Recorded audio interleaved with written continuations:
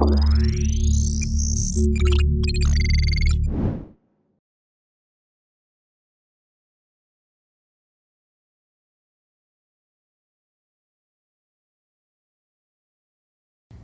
everyone, and this is Mary from the law offices of Mary Kennedy, and this is a small update about the recent immigration that's happening. Can you speak more on the second lottery on H1Bs? So the second lottery, as expected, it was expected in the first week of August, as it happened last year. And so the same thing, yesterday, the employers as well as our portal started receiving the email that there was some movement towards the changes that happened with the cases. And we started getting all the second lottery notification.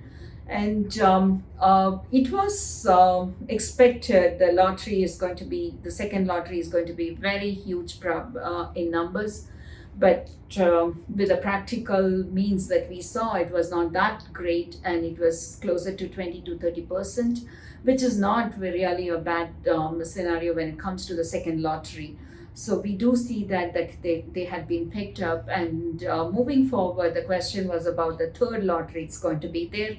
The allowed timeline is going to be August 2nd to November 3rd or something. I'm not very sure about the dates.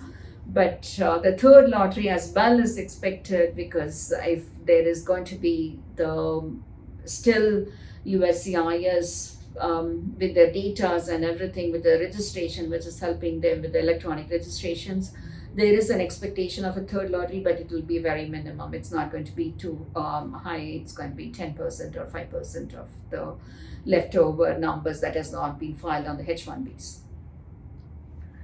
Do you have anything to say on the F1 to H1B change of status?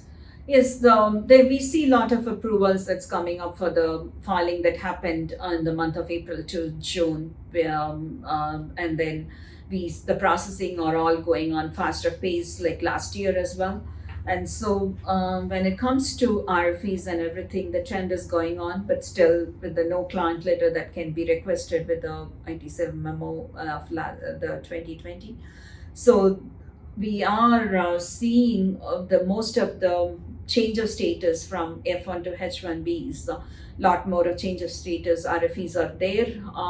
We have a very successful approvals with the extension of status as well, with we quoting the pandemic, and then with the other non-pro-tem and other detail that has been included in the RFE response. So we are more positive, and we would say, even though you have 90 days of time period to address the RFE, get it done sooner, respond to it if you have all the documentation that can be responded to. So that way you can be approved of it, of your change of status and other details related to it.